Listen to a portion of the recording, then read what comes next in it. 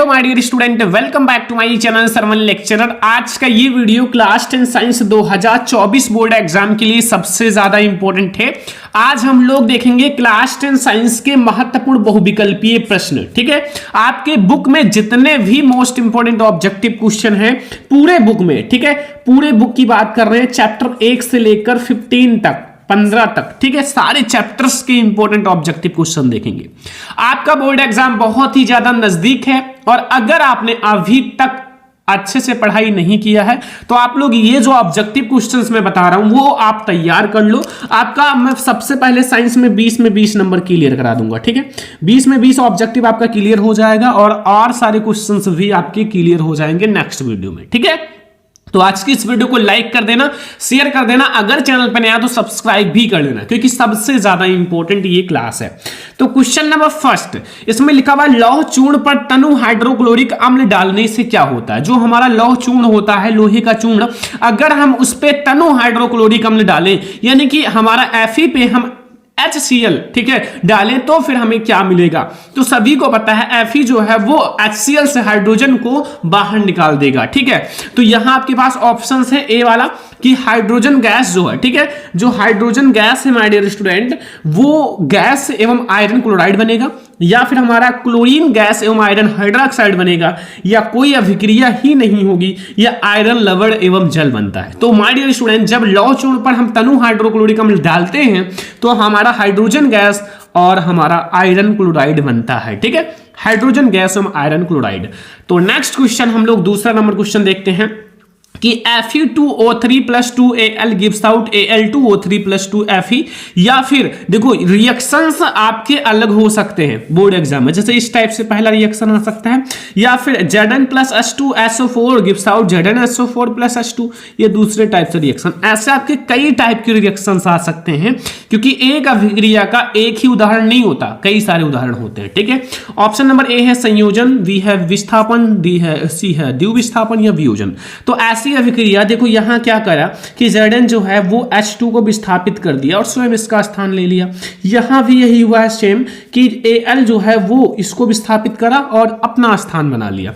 तो यहां विस्थापन अभिक्रिया ही होगा क्योंकि यहां एक दूसरे को ट्रांसफर नहीं बल्कि विस्थापित किया जा रहा है। ठीक है, और एक ही चीज को अम्लीय लवण अम्लीय विलयन की पीएच वैल्यू, जो अम्लीय विलयन होता है उसका पीएच मान क्या होता है, पीएच मान 0 होता है या 7 होता है या 7 से कम या 7 से अधिक। तो सभी को पता है जो हमारा अम्लीय विलयन होता है उसकी जो पीएच वैल्यू होती है वो क्या होता है, 7 से कम, क्योंकि जो 7 से कम होता है वो अम्लीय होता है, 7 से अधिक जो होता है वो क्षारीय होता है, और जिस 7 खुद होता है ना वो एक उदासीन विलयन होता है। ठीक है, ना वो अम्लीय होता है ना वो क्षारीय होता है, वो एक उदासीन विलयन होता है। तो ये हमारा 3 क्वेश्चंस हो चुके हैं। अब हम लोग देखते हैं 4 नंबर क्वेश्चन। 4 नंबर क्वेश्चन ध्यान से समझना, इसमें पूछा है कि शुद्ध जल की पीएच वैल्यू, जो शुद्ध जल होता है उसका पीएच मान कितना होता है, 0 होता है या 7 होता है या 8 होता है या 6 होता है। अगर जो जल बिल्कुल शुद्ध है तो उसकी जो पीएच वैल्यू होगी वो 7 होगा, वो उदासीन होगा। क्यों? क्योंकि जल की कोई स्वाद नहीं होती, ना वो अम्लीय होता है ना वो क्षारीय होता है, वो उदासीन होता है, विदाउट टेस्ट। ठीक है, ना कोई रंग होता है। तो शुद्ध जल की जो पीएच वैल्यू होगी वो 7 होगा।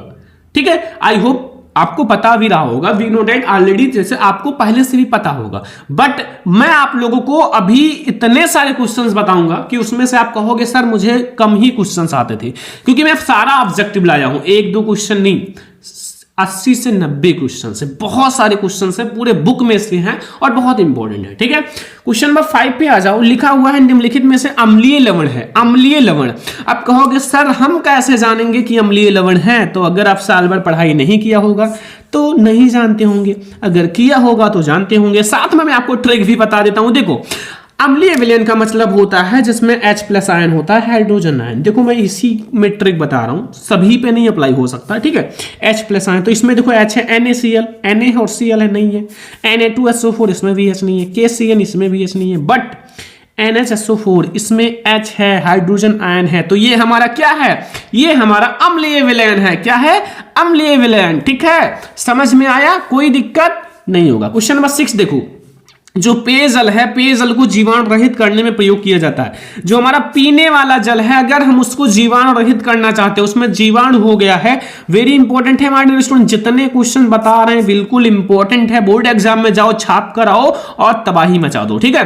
पेयजल जो होता है उसको जीवाणु रहित करने में अगर आपका किसका प्रयोग किया जाता है, CaOCl2, फिटकरी, बेकिंग सोडा या धामन सोडा, तो मैं आपको बता दूं कि CaOCl2 कैल्शियम ऑक्सीक्लोराइड का प्रयोग करते हैं, ठीक है। CS से कैल्शियम, O से ऑक्सी, Cl2 से क्लोराइड। देखो सारे क्वेश्चन समझना, मैंने पूरे बुक के क्वेश्चंस लिए हैं, इसलिए आपको सारे क्वेश्चन समझना है, ठीक है। अभी तो आपको पहला दूसरा चैप्टर दिख रहा होगा, अभी आगे चलते रहो, अभी बहुत सारे चैप्टर्स दिखेंगे। देखो धामन सोडे का रासायनिक नाम, धामन सोडा, धोने वाली सोडे का रासायनिक नाम क्या होता है? सोडियम क्लोराइड या सोडियम बाइकार्बोनेट या फिर सोडियम कार्बोनेट या सोडियम। तो माय स्टूडेंट सोडियम तो होगा नहीं, सोडियम क्लोराइड हमारा नमक होता है, और साथ में सोडियम बाइक्लोराइड सोडियम बाइकार्बोनेट वो हमारा बेकिंग सोडा होता है। हमें तो धामन सोडा बताना है। इसकी जो सूत्र होता है वो Na2CO3 × 10H2O होता है, बट इसमें जो सोडियम कार्बोनेट इसका नेम होता है, ठीक है, जो इसका केमिकल नेम है, ठीक है।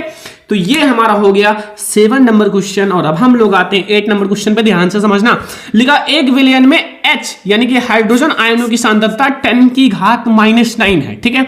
10 की पावर -9 है, तो विलयन की पीएच वैल्यू होगी, ये जो 9 है ना, ये 9 ये नीचे है, जब ये ऊपर आएगा तो वो प्लस में हो जाएगा, और इसकी जो पीएच वैल्यू हो जाएगी वो नहीं मेरे दोस्त, ये नहीं होगा, 10 भी नहीं होगा, 9 हो जाएगा, क्योंकि नीचे से जब ऊपर आएगा तो वो प्लस में हो जाएगा, ठीक है। तो इसलिए हमारा 9 पीएच वैल्यू होगी, ठीक है, 9, ठीक है। ऐसे अगर जो घात लगा हो शायद इसी पर आपका सारा हो जाता है, ठीक है। तो ये हमारे 8 क्वेश्चन हो चुके हैं। 9 नंबर क्वेश्चन पे आओ माय डियर स्टूडेंट। देखो 9 नंबर क्वेश्चन है बहुत ही ज्यादा इंपॉर्टेंट, बहुत ही ज्यादा इंजॉय। देखो एंटी मनी क्या है एंटी मनी क्या है, मैं आपको जब एक टॉपिक पढ़ा रहा था, अभी मैं आपको बताऊंगा कौन सा टॉपिक, बट आप गेस कर लो भाई एंटी मनी क्या है, धातु है या आधातु या मिश्र धातु या उपधातु। तो माय डियर स्टूडेंट जो एंटी मनी है वो एक उपधातु है। क्या है? एक उपधातु है। एंटी मनी ध्यान रखना एक उपधातु होता है। नेक्स्ट क्वेश्चन 15 नंबर, निम्नलिखित में से कौन सी धातु अम्ल में से हाइड्रोजन विस्थापित करती है? कौन सी ऐसी धातु है जो अम्ल में से हाइड्रोजन विस्थापित करती है? ठीक है, MgZn या PT या CuHg। तो माय डियर स्टूडेंट जो मैं आपको एक सक्रियता श्रेणी पढ़ा रहा था, विद्युत रासायनिक श्रेणी, उसमें क्या है कि जो भाई हाइड्रोजन के ऊपर है वो हाइड्रोजन में से अम्ल में से हाइड्रोजन विस्थापित कर लेंगे, जो नीचे हैं हाइड्रोजन के वो नहीं कर पाएंगे। तो यहाँ जो Mg है और Zn जो है वो हाइड्रोजन के ऊपर है, तो इसलिए ये अम्ल में से हाइड्रोजन आसानी से विस्थापित कर सकते हैं। ठीक है, 11 नंबर क्वेश्चन है, मैट में मुख्यतः होता है, जो मैट होता है मैट में मुख्यतः क्या होता है? FeS या Cu2S FeS या फिर Cu2S या Cu2S Fe2S3। तो जो हमारा मैट होता है, मैट में जो मुख्यतः होता है वो Cu2S और FeS, ठीक है, ये होता है। तो हो गया ना क्वेश्चन नंबर 11 तक। क्वेश्चन नंबर 12 में आ जाओ। देखो सेम ही क्वेश्चन है कि निम्नलिखित में से धातु में से अम्ल विस्थापित नहीं करती हैं। जैसे अभी तक मैंने एक क्वेश्चन अभी जैसे ऊपर देखा था कि निम्नलिखित में से कौन सी धातु अम्ल में से हाइड्रोजन विस्थापित कर सकती है? तो अगर ये कर सकती हैं तो यहाँ PT नहीं कर सकती, Cu भी नहीं कर सकती, Hg भी नहीं कर सकती। अब ये ऑप्शन देखो नीचे है, Fe कर सकती हैं, हमें नहीं बताना है। Zn कर सकती हैं, Cu देखो Cu ऊपर भी था यहाँ भी है, तो ये हमारा नहीं कर सकती है। ठीक है, ये सही है, नहीं हमसे पूछा है तो ये वाला हमारा सही है, क्योंकि जो हमारा Cu है वो हाइड्रोजन से कम अभिक्रियाशील है, इसलिए ये हाइड्रोजन को विस्थापित नहीं कर पाएंगे, क्योंकि ये स्वयं उनसे ज्यादा ही गरीब है बच्चा। ठीक है, नेक्स्ट पीतल। पीतल क्या है भाई? धातु है, आधातु, उपधातु, मिश्र धातु। तो पीतल जो है वो हमारा क्या है? पीतल जो है वो कई सारी चीजों से बनती हैं, इसलिए ये मिश्र होती हैं, कई सारी चीजें मिली होती हैं, तो इसलिए ये मिश्र धातु है। ठीक है, तो 13 नंबर क्वेश्चन तक बहुत अच्छे से समझ में आ गया होगा, कोई दिक्कत नहीं होगा। तो हम लोग देखते हैं 14 नंबर क्वेश्चन। देखो 14 नंबर क्वेश्चन ध्यान से समझना, इसमें क्या पूछ रहा है कि निम्नलिखित युग्मों में से कौन सा युग्म प्रतिस्थापनीय अभिक्रिया है?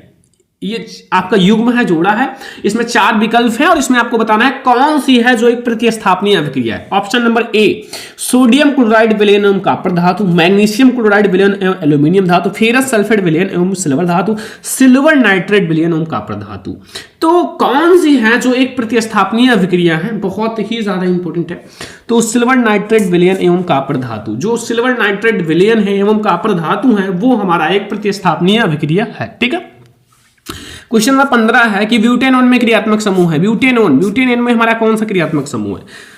सिंगल बॉन्ड CHO या single bond C double bond O या फिर सिंगल बॉन्ड OH या सिंगल बॉन्ड COOH। तो आपको ये बताना है कि ब्यूटेनॉन का मतलब क्या है? कीटोन, क्योंकि इसके लास्ट में ओन जुड़ा हुआ है। क्या जुड़ा हुआ है? ओन। तो ओन का मतलब कीटोन, और कीटोन में हमारा जो क्रियात्मक समूह होता है वो क्या होता है? CO। तो यहाँ CHO होगा नहीं, एल्कोहल होगा नहीं, एल्डिहाइड होगा नहीं, हमारा ये होगा ये हमारा कार्बोक्सिलिक है, सॉरी एल्डिहाइड नहीं होगा। ठीक है, ये हमारा आपका यहाँ हाइड्रोजन मान लो, तो ये हमारा CO। ठीक है, next question my dear student, propanal में क्रियात्मक समूह है। प्रोपेनल, इसके लास्ट में आ वाला अल जुड़ा हुआ है, अल। तो क्या है प्रोपेनल का क्रियात्मक समूह? CHO, सिंगल बॉन्ड से CHO जुड़ा हुआ है। ठीक है, OH है, ये तो भैया कीटोन ही है, अभी मैंने जस्ट ऊपर देखा, ये हमारा नहीं है, ये तो भैया कोई समूह है, बट ये ईथर समूह है। ठीक है, अब देखो यहाँ जो है वो एल्कोहल समूह है। अब ये भैया बचे CHO जो है वो हमारा है इसका प्रोपेनल का क्रियात्मक समूह, प्रोपेनल। ठीक है, CHO, ध्यान रखना, बहुत ही ज्यादा इंपॉर्टेंट क्वेश्चन है जो मैं आपको बता रहा हूं। अगर आज आपने पढ़ लिया तो कल आपको पढ़ने की जरूरत नहीं है, क्योंकि यही क्वेश्चंस बोर्ड एग्जाम में आएंगे। देखो अगला क्वेश्चन, निम्नलिखित में से किस यौगिक में कीटोनी समूह उपस्थित है? कौन सा यौगिक है जिसमें कीटोनी समूह है? ऑप्शन नंबर ए है, देखो H है, फिर C है, डबल बॉन्ड O, फिर H, फिर यहाँ देखो CH3 single bond C double bond O, फिर H, फिर यहाँ CH3 सिंगल बॉन्ड C, फिर डबल बॉन्ड O, फिर सिंगल बॉन्ड OH, फिर D ऑप्शन है CH3 सिंगल बॉन्ड C, फिर डबल बॉन्ड O और CH3। तो क्या है भाई? कीटोनी समूह। कीटोनी समूह कौन सा है? देखो ये जो है ना, ये हमारा जब ये जुड़ेगा तो CHO बन जाएगा। ठीक है, ये जो है ये COOH बन जाएगा, क्योंकि ये वो और यहाँ। ठीक है, और ये जो है ये भी CHO ही बन जाएगा, ये वाला हमारा CO बनेगा, क्योंकि इधर इधर CH3 जुड़ा हुआ है। ठीक है, तो ये हमारा डी वाला ऑप्शन सही है। ये हमारा कीटोन समूह, क्योंकि यहाँ CO है, बगल बगल एल्किल समूह। ठीक है, तो ये हमारा हो गया 17 क्वेश्चन। देखो बहुत ज्यादा इंपॉर्टेंट क्वेश्चन आज मैं करा रहा हूं, अगर आप आज पढ़ लिए तो सब कुछ क्लियर है। ठीक है, कोई नहीं रोक सकता आपको बोर्ड एग्जाम में टॉपर बनने से साइंस में। एसिटिक अम्ल का IUPAC नेम, एसिटिक अम्ल का IUPAC नाम क्या है? IUPAC नेम पढ़ा है कि नहीं पढ़ा है? एसिटिक अम्ल का, एसिटिक अम्ल है, एथेनोइक अम्ल है, मेथेनोइक अम्ल है, प्रोपेनोइक अम्ल है। देखो एसिटिक अम्ल जो होता है उसका जो IUPAC नेम होता है वो क्या होता है? एसिटिक अम्ल का ध्यान रखना, जो IUPAC नेम होता है वो देखो, सबसे पहले आप इसका फार्मूला बताओ, याद है? एसिटिक अम्ल का CH3COOH। ठीक है, कार्बन कितने हैं इसमें? इधर से 1 2, ठीक है, 2 कार्बन है। तो ये हमारा कौन सा है? COH है, यानी कि हमारा ओइक जुड़ेगा, कार्बोक्सिलिक समूह है। अब हमारा 2 कार्बन है 1 2, तो मेथ के बाद एथ आता है, एथ में ओइक जोड़ोगे, एथेनोइक अम्ल हो गया। भाई थोड़ा सा याद रखो चीजों को, तभी आपको समझ में आएगा। ठीक है, अगला देखो, ये भी IUPAC नेम है, एसीटोन, जिसका सूत्र है CH3CO, का IUPAC नेम। ये तो बहुत आसान है ना, क्योंकि देखो सबसे पहले कीटोन समूह को हटा दो, लास्ट में ओन जुड़ा हुआ है, क्योंकि कीटोन समूह ये है ही नहीं। ठीक है, हट गए। ठीक है, अब आते हैं हम लोग पॉइंट पर। देखो यहां जो हमारा है, यहां ध्यान से, नहीं सॉरी, कीटोन समूह ही ये है, सॉरी ये हमारा कीटोन समूह ही है, क्योंकि ये कट कर दो दोनों, क्योंकि ये ऑल जुड़ा हुआ है, कीटोन समूह, क्योंकि ये CO जुड़ा है ना, सॉरी। तो इसमें कितने कार्बन है? 1 है, 2 है, 3 है। तो 3 कार्बन को क्या कहते हैं? प्रोप, और प्रोप में ओन जोड़ोगे, प्रोपेनोन। ध्यान रखना थोड़ा सा। ठीक है, इंपॉर्टेंट क्वेश्चन है और आप लोगों को कहीं ना कहीं थोड़ा सा डिसमिस कर सकता है। ठीक है, तो ध्यान रखना। देखो इसमें मैं आपको समझा देता हूं। देखो ये हमारा CO है, और CO जो होता है, जिससे CO और इससे कार्बन जुड़ा हो दोनों, तो ये हमारा कीटोन समूह होता है। कीटोन में हमारा ओन जुड़ता है, और यहाँ 3 कार्बन है, इसलिए प्रोपेनोन हो जाएगा। ध्यान रखना थोड़ा सा। अगला क्वेश्चन 20 नंबर, एथिल अल्कोहल का आईयूपीएसी नेम। एथिल अल्कोहल का सबसे पहले फार्मूला बताओ, CH3CH2OH।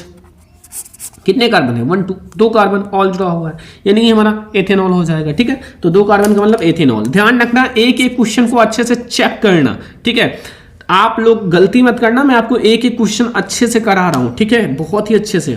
अगला क्वेश्चन 21 नंबर, निम्नलिखित में से असंतृप्त हाइड्रोकार्बन है। असंतृप्त का मतलब जो हमारा एल्कीन समूह का हो। एल्कीन समूह का हमारा C2H2 ही है। क्या है? C2H2, क्योंकि इसमें क्या है, इसमें हम लोग जब CnH2n-2 का फार्मूला लगाएंगे तो यही अप्लाई होगा। ठीक है, और यहाँ हमारे डबल बॉन्ड भी बनते हैं, क्योंकि C के बीच में हमारा डबल बॉन्ड रहेगा। जब यहाँ C के बीच में डबल बॉन्ड, तभी तो हमें एक एक कार्बन लगा सकते हैं। ठीक है, क्योंकि यहाँ 2 कार्बन 2, ठीक है, 4 हो भी नहीं हुए ना, 4 नहीं हुए तो एक और लगाओ।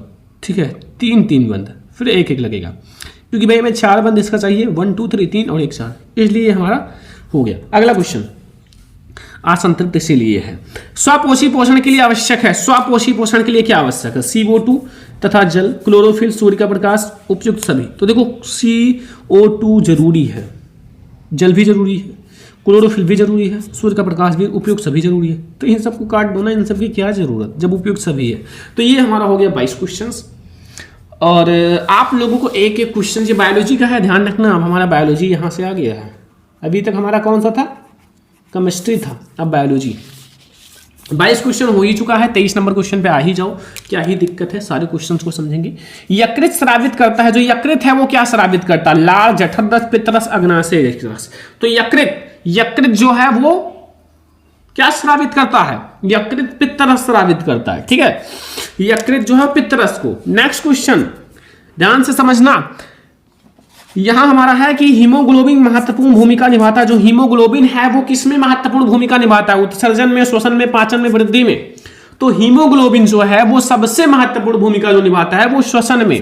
किसमें? श्वसन में सबसे महत्वपूर्ण भूमिका निभाता है, क्योंकि इसमें ऑक्सीजन की आवश्यकता बहुत ही ज्यादा होती है और हीमोग्लोबिन हमारा श्वसन में बहुत महत्वपूर्ण भूमिका निभाता है। अगला क्वेश्चन, पादप में जाइलम उत्तरदायी है। जल का वहन, भोजन का वहन, अमीनो अम्ल का वहन, ऑक्सीजन का वहन। तो पादप में जो जल का वहन करता है वो जाइलम ही करता है।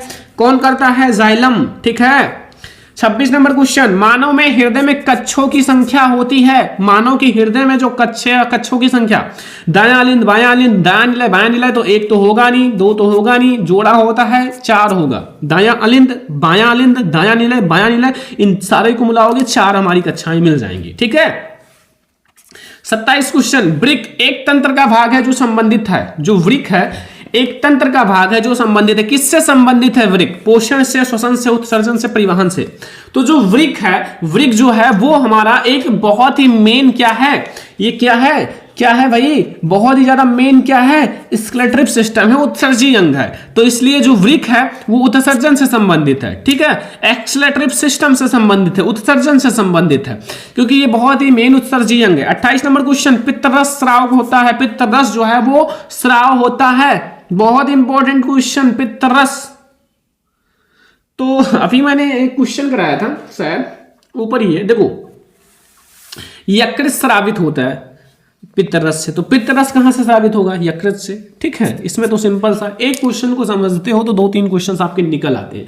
यहां तो मैं एक जैसा नहीं बताता, बट अगर आप बुक उठा के देखोगे तो एक ही क्वेश्चन का कई सारा टाइप्स होगा और वो आपको मिल जाएगा। ठीक है, तो ये हमारा हो गया 28 क्वेश्चन। और 29 नंबर क्वेश्चन पे आ जाते हैं। यहां लिखा, 2 तंत्रिका कोशिका के मध्य खाली स्थान को कहते हैं। जो 2 तंत्रिका कोशिका के मध्य हमारा खाली स्थान होता है उसको क्या कहते हैं? दुर्मिका कहते हैं, स्नेप्स कहते हैं, एक्सॉन कहते हैं, आवेग कहते हैं। तो भाई 2 तंत्रिका कोशिका के मध्य जो हमारा खाली स्थान होता है उसे हम लोग कहते हैं स्नेप्स। क्या कहते हैं?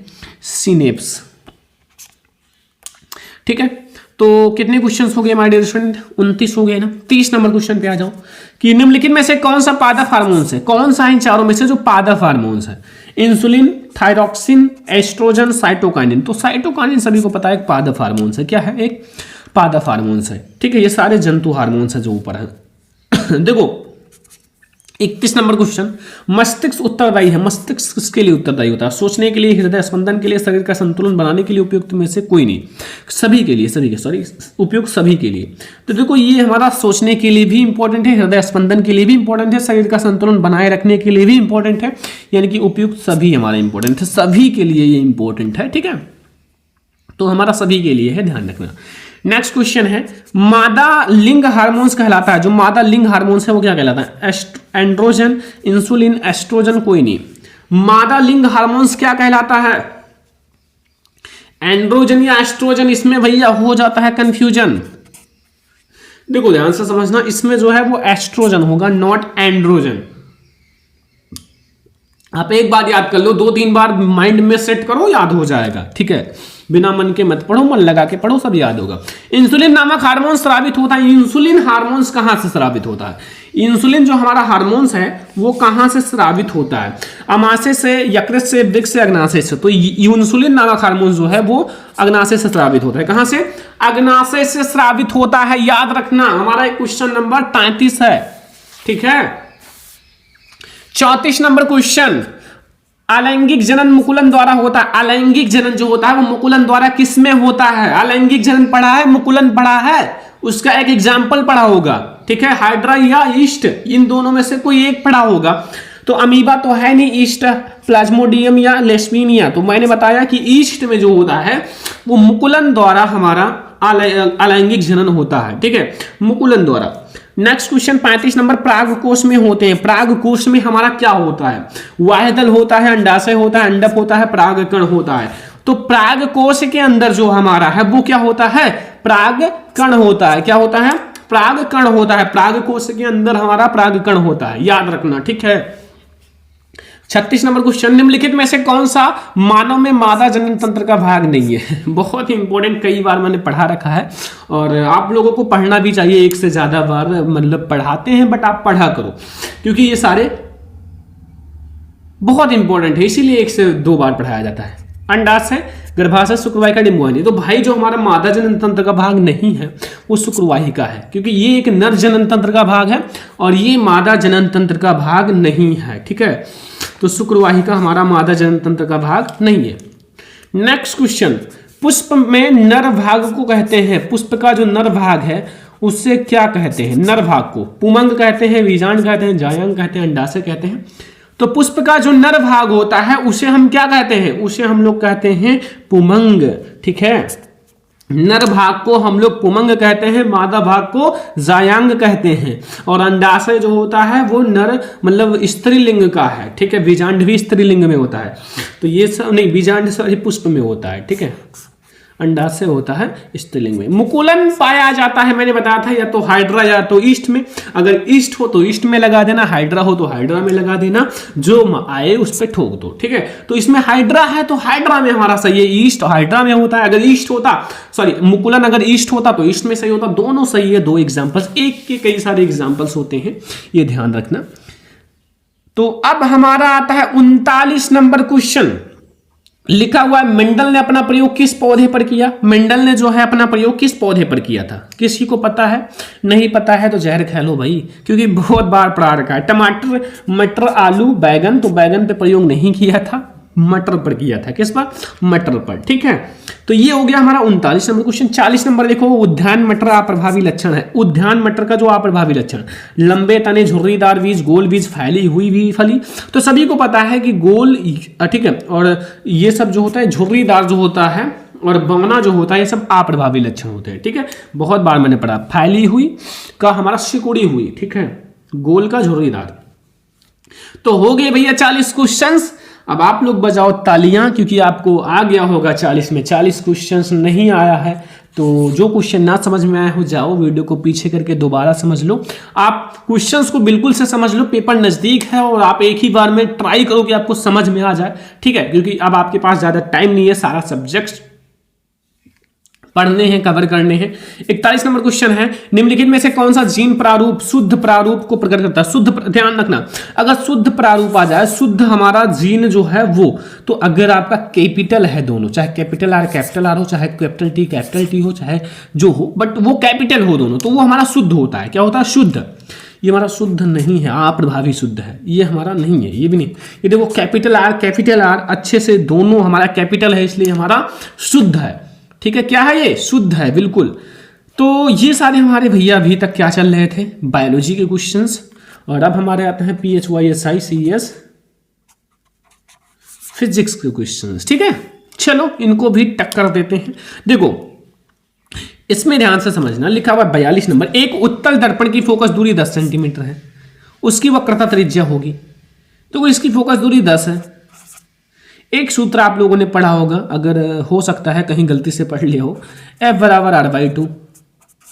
फोकस दूरी की आधी होती है, मतलब जो हमारा फोकस दूरी होता है वक्रता त्रिज्या की आधी होती है। अब अगर हमें इसका मतलब R निकालना है तो ये 2F होगा, मतलब इसके 2 गुनी, तो 10 का 2 गुना 20 सेंटीमीटर। आप यहाँ F की जगह 10 × 2 कर लेना, 20 सेंटीमीटर आपको मिल जाएगा। क्या है? आसान है, पढ़ के तो देखो एक बार। तो ये हमारा 20 सेंटीमीटर हो जाएगा वक्रता त्रिज्या। फोकस दूरी अगर मान लो वक्रता त्रिज्या हमें दे रखता 10 सेंटीमीटर, फोकस दूरी पूछता तो उसकी आधी होती है 5 सेंटीमीटर। ठीक है, चलो नेक्स्ट क्वेश्चन। किसी बिंब का अवतल दर्पण द्वारा बना प्रतिबिंब आभासी, सीधा तथा बिंब से बड़ा पाया जाता है। वस्तु कहां पर होनी चाहिए? वस्तु कहां पर होनी चाहिए? एक लास्ट स्थिति आप लोगों ने पढ़ा होगा अवतल दर्पण का, जब आप लोग लास्ट वाला, यहां जो फोकस दूरी और यहां पोल, इसके बीच में जब वस्तु होता है लास्ट में। क्या मैंने बताया? दिमाग में गया कुछ? कि जब मैंने बताया कि यहां दर्पण की ध्रुव यानी कि P और फोकस दूरी के बीच में, ठीक है, तो हमें एक लास्ट ही स्थिति में हमें अवतल दर्पण से वस्तु से बड़ा आभासी सीधा प्रतिबिंब मिलता है, और सब में हमें छोटा मोटा एंड साथ में हम लोगों को क्या मिलेगा? एक वास्तविक उल्टा मिलेगा। इसमें हमें क्या मिलता है? आभासी सीधा। ये ध्यान रखना, थोड़ी सी पॉइंट याद रखना। एक में हमें मिला है केवल आभासी और सीधा, और सब में हमें वास्तविक और उल्टा मिलता है। ठीक है, छोटा मोटा मत ट्राई करो। देखो अगला 44 नंबर क्वेश्चन, यहां आ जाओ। यहां क्या पूछ रहा है? देखो लिखा है किसी गोलीय दर्पण तथा किसी पतले गोलीय लेंस दोनों की फोकस दूरियां -25 सेंटीमीटर है। दर्पण तथा लेंस संभवतः होगा माइनस में है, इसलिए हमारा दोनों अवतल होगा। क्योंकि ये दोनों अवतल इसलिए होगा क्योंकि ये माइनस में फोकस दूरियां हैं, और माइनस को हम सीधा लगाएंगे अवतल दर्पण। ठीक है, दोनों। ये उत्तल का तो कहीं भूमिका ही नहीं है भाई माइनस के लिए, प्लस होता तो भाई उत्तल होता। निर्वात में प्रकाश की चाल 3 × 10⁸ मीटर प्रति सेकंड है, तो कांच जिनका अपवर्तनांक 1.5 है तो प्रकाश की चाल होगी। बहुत आसान है यार, 3 × 10⁸ है, बट्टे में आप 1.5 कर लो, 1.5 से ये 2 हो जाएगा, 2 × 10⁸ मीटर प्रति सेकंड। कहीं ऑप्शन में होगा जरूर, ऐसा तो हो नहीं सकता कि ऑप्शन ही ना हो। देखो ये है 2 × 10⁸ मीटर प्रति सेकंड, करेक्ट ऑप्शन। ठीक है, नेक्स्ट क्वेश्चन 46 नंबर। एक प्रकाश किरण अवतल दर्पण के वक्रता केंद्र से होते हुए दर्पण की पृष्ठ पर अवतरित होता है, परावर्तन कोण होगा। भाई ये तो सभी को पता है, भाई आपतित हो रही है तो यहां परावर्तन कोण हमारा क्या होगा? 90 डिग्री या 0 डिग्री, दोनों में कंफ्यूजन होगा, तो इन सब को हटा दो, कंफ्यूजन को। 0 डिग्री होगा, क्या होगा? 0 डिग्री। ठीक है, चलो 46 क्वेश्चन हो चुके हैं, 47 नंबर क्वेश्चन पे आ जाओ। देखो 47 नंबर क्वेश्चन ध्यान से समझना, इसमें क्या पूछ रहा है कि 50 सेंटीमीटर फोकस दूरी वाले उत्तल लेंस की क्षमता होगी। देखो आपका 50 सेंटीमीटर है ना, 50 सेंटीमीटर ध्यान रखना, ये हमारा 50 सेंटीमीटर है, प्लस में है, ये मत माइनस आगे वाला मतलब प्लस है। ठीक है, मतलब वो ऐसे डैश लगा हुआ है। तो देखो ये हमारा क्या होगा? ये आपका सेंटीमीटर है, तो 100 बटे में हमारा 50 हो जाएगा, तो यहाँ से हमें मिलेगा 2 सेंटीमीटर, या फिर हमें डायोप्टर। ठीक है, 2 डायोप्टर मिलेगा, 2 डायोप्टर। ठीक है, तो 2 डायोप्टर, तो ये हमारा क्या हो गया? 2 प्लस में 2 डायोप्टर। ठीक है, माइनस नहीं होगा यार, हटाओ। अगला, मानव नेत्र द्वारा किसी वस्तु का प्रतिबिंब बनता है। मानव नेत्र द्वारा किसी वस्तु का प्रतिबिंब कहां बनता है? कार्निया पर, आइरिस पर, पुतली पर, रेटिना पर। सभी को पता है रेटिना पर बनता है स्वच्छ प्रतिबिंब, मस्त सा। ठीक है, तो ये हमारा हो गया 48 क्वेश्चन। 49 नंबर क्वेश्चन, स्वस्थ आंख का निकट बिंदु होता है। जो स्वस्थ आंख होता है उसका निकट बिंदु कहां होता है? 25 सेंटीमीटर, 50 सेंटीमीटर, 100 सेंटीमीटर, अनंत। देखो दूर बिंदु पूछता तो अनंत हो जाता, निकट पूछा है तो काट दो, वो हमारा 25 सेंटीमीटर होगा। ठीक है, क्योंकि जो निकटतम बिंदु होता है वो स्वस्थ आंख के लिए 25 सेंटीमीटर होता है। ठीक है, अगला क्वेश्चन 50 नंबर। इसमें पूछा अभिनेत्र लेंस की फोकस दूरी में परिवर्तन किया जाता है। अभिनेत्र लेंस की फोकस दूरी में परिवर्तन किसके द्वारा किया जाता है? पुतली द्वारा, दृष्टि पटल द्वारा, पश्चिमाभि द्वारा, परिचारिका द्वारा। तो वो हम पश्चिमाभि के द्वारा करते हैं, अभिनेत्र लेंस में फोकस दूरी में परिवर्तन, ठीक है, पश्चिमाभि के द्वारा। नेक्स्ट क्वेश्चन 51 नंबर, प्रिज्म द्वारा विचलन अधिकतम होता है। प्रिज्म द्वारा किस रंग का विचलन अधिकतम होता है? बैगनी रंग, हरे रंग, पीले रंग, लाल रंग। तो वो भैया बैगनी रंग के लिए, किसके लिए?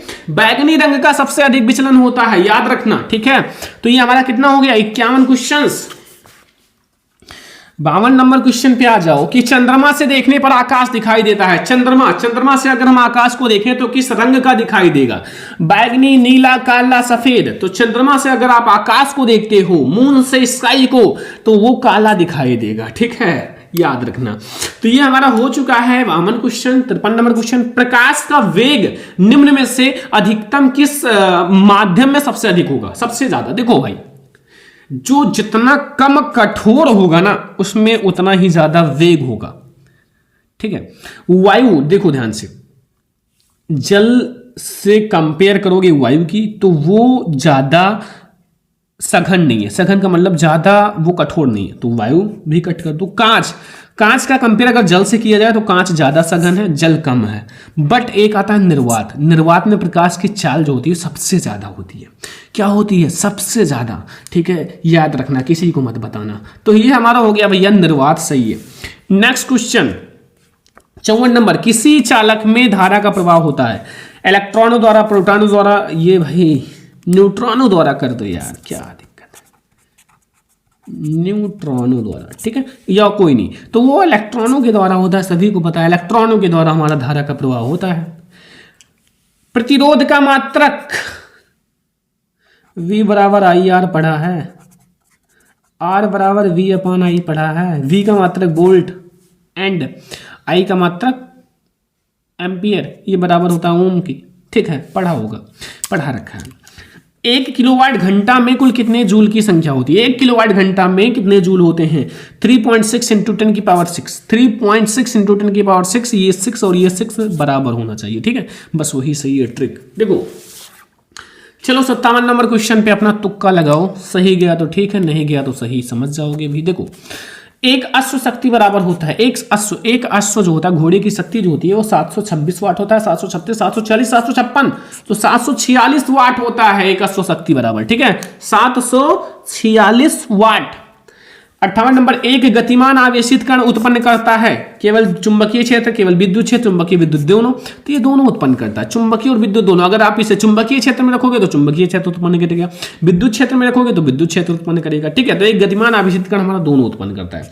एक विद्युत चुंबक का क्रोड बनाने के लिए सबसे अधिक उपयुक्त पदार्थ है पीतल, मुलायम लोहा, एल्यूमिनियम।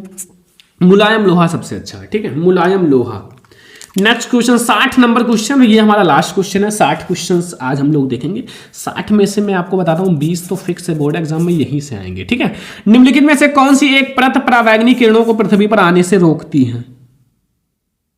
ठीक है, ऑप्शन क्लोरीन परत, ओजोन परत, ऑक्सीजन परत, हाइड्रोजन परत। तो सभी को पता है ओजोन परत, क्या है? ओजोन परत, ठीक है।